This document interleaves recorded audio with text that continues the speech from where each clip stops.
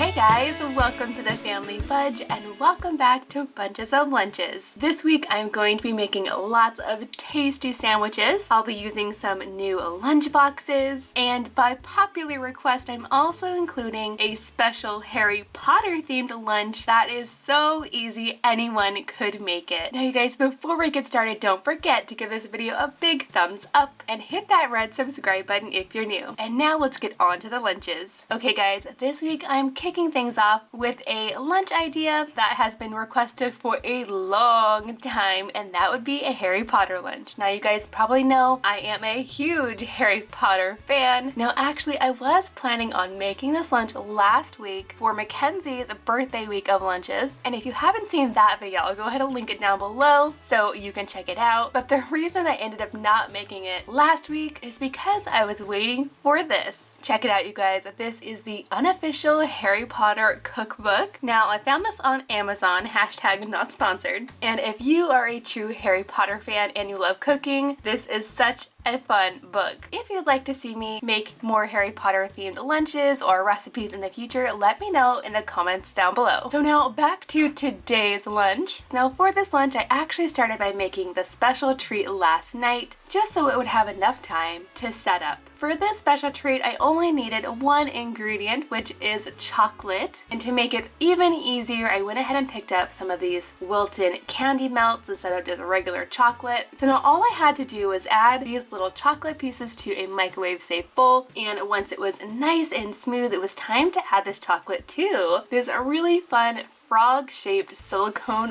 mold. That's right you guys, I'm making some classic Harry Potter chocolate frogs. Now I actually found this mold on Amazon but I've never used it before, so I'm hoping that these frogs turn out nice. Now I did go ahead and wash this pan and I made sure it was completely dry before I added any chocolate. And you guys, to make it a little bit easier to get the chocolate into the mold, I did add the chocolate to a piping bag. You could also just use a Ziploc bag for this. And that really did make it easier to get the chocolate into these little delicate pieces. And you guys, anytime I'm working with batter or melted chocolate, I do like to tap gently on the tray just to get out any air bubbles that might be trapped inside. So there you have it guys, a very easy two-step process for making chocolate frogs. Now this chocolate will harden up pretty quickly, but since I made these the night before, I just stuck them in the fridge. Okay guys, so now that it's the next day, I'm ready to put together the rest of the lunch. So for this sandwich today, I decided to go ahead and use some of this naan-style sandwich bread. This naan bread is fluffy, it's also a little bit chewy, it makes an excellent sandwich, and of course I like that the bread is already round and it's nice and sturdy, which is exactly what I want for today's sandwich. So as you can see, I already started by adding a thin layer of cream cheese to each piece of bread, and then for the sandwich filling itself, I'm adding a couple of slices of roast beef. On top of that, I'm adding one slice of English style cheddar cheese, and then I'm going to top it all off with just a few slices of English cucumber. Now I'm going to go ahead and close this up, but I'm not quite done with the sandwich yet. I'm actually going to be adding one more layer to this, kind of like an open-faced sandwich. So on the top piece here, I'm going to add one more thin layer of cream cheese. Then on top of that, I'm going to add a big 9 followed by a small 3 and a small 4 to make it 9 3/4. Now of course this 9 3/4 is in reference to platform 9 3/4, which is where you can find the Hogwarts Express. Because I wanted these numbers to be darker in color, I actually made them by cutting out pieces of pumpernickel bread since it is nice and dark. Now my kids have never tried pumpernickel bread, so I'm not quite sure if they're going to like it. You guys will have to let me know in the comments down below if you're a fan of pumpernickel bread or not. So there you have it guys, I think the kids are going to love these sandwiches, and I think they turned out super cute. So now that I have the main course done, I can move on to the rest of the lunch. Now for the fruit today, I'm going to add a combination of both blueberries, Blueberries, of course, to represent the Ravenclaw house colors, and raspberries, which of course represent the Gryffindor house colors. I'm just going to fill up this section with both berries, and then to add even more Harry Potter flair to this lunch, I also have some really cute cupcake rings I want to add in. Now you guys let me know in the comments down below which Hogwarts house you think you would be sorted in. Then in the back here, I'm going to go ahead and fill up this section with edamame. Of course, that bright green color definitely represents the house of Slytherin. And I'm just going to top the edamame with a few pieces of carrot. I went ahead and cut out an H and a P symbolizing Harry Potter. I think that looks so awesome, but it's definitely something my kids would enjoy eating as well, which is pretty important for this lunch. Next up, I'm going to be adding today's snack. I thought it'd be really funny, since this is a Harry Potter themed lunch after all, to add some cheese puffs. These of course remind me of Hufflepuff House, and they are the perfect color as well, so I'm just going to add in a handful of these. And then for the treat section, of course I'm going to break out those chocolate frogs that I made yesterday. Now these didn't come out perfectly, I definitely lost a couple of frog toes, but overall they're still really cute, and I know the kids are going to love them. Now for each lunch, I'm just going to add in one of these chocolate frogs, and that's because I want to leave room for some gummy snakes. I feel like you can't make a Harry Potter themed lunch without some kind of snake, right? Since Harry Potter himself knows how to talk to snakes, and most importantly, the snake is a symbol of Slytherin house. Now these little gummies are actually called twin snakes because in the package you actually get two stuck together. Now to finish off this lunch, I'm also adding in a special Harry Potter themed drink, but I'm not making butterbeer. Instead, I'm gonna make a drink that I'm calling gillyweed juice, and that's because this drink is bright green. Of course, gillyweed is from Harry Potter and the Goblet of Fire. The first ingredient for this drink is some of this no sugar added orange flavor fruit drink. Now this is actually a drink concentrate, and I found it in the British section of my grocery store, but to make this green, I'm going to mix it with some of this green Gatorade. Now I know that might sound weird, but trust me, it's actually a really tasty combination. It's basically orange plus lime. Then I'm gonna fill up the rest of this bottle with some sparkling water, just to add a little bit of fizz. And there you have it, guys. Check it out. This gillyweed juice is delicious and refreshing. Plus, I think that bright green color is perfect for a Harry Potter lunch. And there you have it, you guys. Now, I would love to make an entire week of Harry Potter themed lunches in the future. So let me know in the comments down below if that would be something you would be interested in seeing.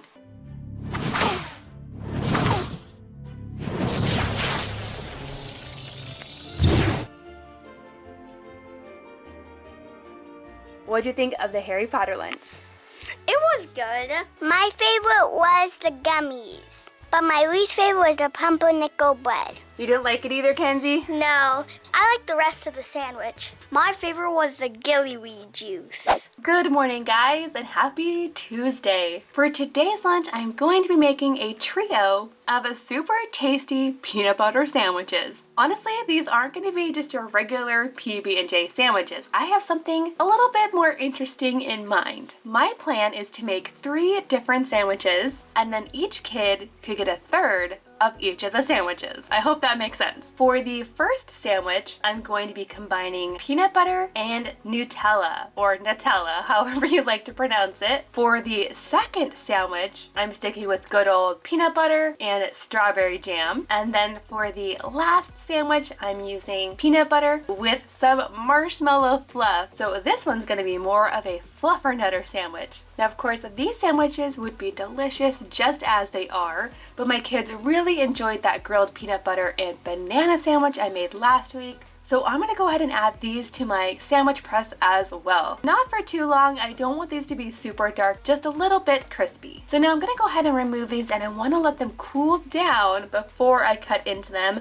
Otherwise, the contents would probably just melt all over the place. Now check it out, you guys. This trio of sandwiches looks awesome. Now I would love to know in the comments down below which one would be your favorite. Now I'm just adding these sandwiches into the lunchbox. Now I know this looks like a lot of sandwich, but it really just works out to just 1 sandwich per kid. Next up for this lunch, I'm also going to be adding in some slices of cucumber. I started by removing about 50% of the cucumber peel in a pattern just like this. I just use a regular paring knife for this. Then I just cut the cucumbers into slices. Then by turning each slice either forward or backwards, I'm left with this really fun checkerboard pattern. To go along with the cucumber, I'm going to be giving the kids a little bit of ranch to dip them in. And to this front section of the lunchbox, I want to add in some fruit, and for this lunch I thought strawberries would go really well. And you guys, right now my favorite thing to do with strawberries is just to cut them into heart shapes. Maybe that's because it's close to Valentine's Day, which, by the way, I am planning on making some Valentine's Day themed lunches pretty soon. I'm not exactly sure what I'm doing yet, but I have been collecting ingredients for those lunches. So stay tuned for those. Now you guys, these lunch boxes are looking awesome so far, and it looks like I have just enough space for a very special snack I want to add, and this is something the kids have never tried before. I recently found some new flavors of goldfish crackers at a grocery store called Publix, and these are the goldfish veggie crackers. So far I've only seen 2 different flavors. One is carrot and the other one is tomato. So apparently these are just like regular goldfish crackers with a little bit of vegetables added in. I'm not quite sure if the kids will like them, so I'm just gonna go ahead and add in 1 scoop into each lunch. And of course, after the kids get back home, they'll let us know whether they like them or not. And then last but not least, for the kids' drink today, I'm going to be packing them a bottle of this fruit and veggie juice. This is in the strawberry kiwi flavor, and just like the goldfish crackers, these also have some hidden veggies. And there you have it, guys. There's everything in today's lunch. Okay guys, out of all of the peanut butter sandwiches, which one was your favorite? Kenzie? Nutella. The white one. I know it's called. Marshmallow? Yeah, marshmallow. And Jackson? Marshmallow. What was your least favorite thing of this lunch? The tomato goldfish. Did they really taste like tomato? Kind of. They didn't taste like pizza? No. Hey guys, and welcome to Wednesday. For today's lunch, I'm breaking out some new lunch boxes. Now you guys know I love trying new lunch boxes as often as I can. I actually bought these back on Black Friday, so they were a super good deal. They were like half price. But just to give you an idea of the difference, this is the Bento box that I normally use. This is called Bento Fresh. And you can see it is quite a bit larger than the Bento Kids box. But I don't actually think that's a bad thing, especially if you have younger kids. Now you guys, since this is sandwich week, I am going to be making kind of a sandwich, but these are definitely not going to be a boring regular sandwich. I'm going to be putting together something that I like to call sandwich sushi. But don't worry you guys, if you're not fans of fish, that does not have any at all. To make these, I'm going to start by removing the crusts off of all of my bread. I am cutting out 2 pieces of bread per child, which is what I would normally use for a regular sandwich. And before I move on to the next part, I am going to scoop up the sandwich crusts so that I can save them for later. And now I'm going to take each little piece of bread and I'm going to very carefully roll it out with my rolling pin. I want this to be a little bit flatter, but I don't want to press so hard that the bread falls apart either. Now you guys, if you don't have a rolling pin, you can also do the same thing with a cup or like a water bottle. That would work too. And now once I have all of these pieces rolled out, my next step is to add some cream cheese. I really feel like cream cheese works a lot better for these versus mayo. I feel like mayo would make these a little bit soggy. And really you could use any kind of cream cheese that you like. Today I'm using garden vegetable because that's my kids' favorite. And I'm just adding a thin layer of cream cheese all over the bread. Today I'm doing our favorite combination, which is just a little bit of smoked turkey followed by some carrot. I did go ahead and shred up this carrot nice and thin. And then lastly, I'm just adding a very small piece of lettuce. Now I'm going to carefully roll this up. You want to roll these nice and tight, but you don't want to tear the bread either. And then before I add these into the lunchbox, I'll cut each little roll into 3 pieces. And check it out, you guys. This sandwich sushi is so cute. All of my kids love when I make these. And to make sure they don't fall apart in the lunchbox, I did go ahead and add them to some skewers just like this. Now in this back section, I'm going to add a separate little silicone liner and I'm going to fill it up with some of these green pea crisps. These are super delicious, you guys. Then in this back section, I'm going to add a combination of strawberries and grapes. I'm just going to arrange these in a fun pattern. In this next little section here, I'm going to add some carrots. I just took a whole carrot, peeled it, and then using my crinkle cutter, I cut them into slices. And it looks like I have just enough room here to add in some pieces of celery as well. And then since the back section didn't really hold that many grapes, I'm going to go ahead and put a few more in this front section. And then the center section of the lunchbox is perfect for things like little treats or dipping sauces. For today's lunch, I thought it'd be really tasty to add in some hummus. This is just some good old classic store-bought hummus. Okay guys, now for the special treat, it looks like I'm going to need a separate container. And to these, I'm just going to add a handful or two of this new Shopkins cereal. Now you guys will have to let me know if you've ever tried these. Apparently they're somewhat new. I've only ever seen them at Walmart. And apparently I cannot pour them into a container without spilling them everywhere. So now I have one lunch done. It's time to put together the other two. And of course, when the kids get back home, they're gonna let you know what they liked and what they disliked. Okay guys, what was your favorite part of this lunch? What was your least favorite part? My favorite was the grapes. My favorite was the sushi sandwich. My favorite was the grapes too. Nobody liked the cereal? I'm pretty sure you liked the cereal. What'd you guys think of the Shopkins cereal? I don't really like it. It kind of tasted like, it smells like something like Jello or something. Smells like Jello. What'd you think? It was pretty good. Pretty good. Like the Jello powder. I don't really know if I like it. No. Hey guys, and happy Thursday. For today's lunch, I'm bringing out my Ami boxes. But this is actually not going to be a hot lunch since this week is all about sandwiches after all. So I'm going to go ahead and remove the thermos section of the lunch boxes. And you guys, honestly, that's one of the best features about the Ami box is because you have the option of using the thermos or not. So for the main course, I'm going to be making sandwiches that don't actually look like sandwiches. And for these sandwiches, I'm going to start by making the filling first. So I'm going to show you guys how to make some absolutely delicious chicken salad using canned chicken. Now I know this sometimes gets a bad rap, but before you knock it, you've got to try it. This canned chicken is really an easy way to make chicken salad if you don't already have, cooked chicken in the house. Plus, this one can of chicken will make sandwiches for all of my kids with a little bit of leftovers. And you know who's going to be eating the leftovers. And then my secret ingredient for this chicken salad is onion. But instead of adding chunks of onion, I'm actually going to be grating it into the chicken salad using this tiny grater. Now, if you don't have a fresh onion, you also can use onion powder. That will work totally fine. And how much onion you add is really up to you. Again, I don't really measure. And now this chicken salad would be delicious just as is. But for today, I thought it'd be really delicious to add in some sliced almonds and a handful or so of dried craisins. The almonds add a little bit of crunch, and the craisins add a little bit of sweetness. And I just think that combination with the chicken salad is so delicious. So now I'm just gonna stir this all together. You may at this point want to add a little bit more mayo. That's totally up to you. But you guys, that is everything in this almond cranberry chicken salad. Super easy, super delicious. In fact, I could totally go for some right now. It's so good. Okay, so now like I said, I'm not just making a regular shaped sandwich. For these, I'm going to be making some sandwich dumplings. So to make these, the first thing I'm going to do is cut out some big round pieces of bread. I'm just using my round cutter for this.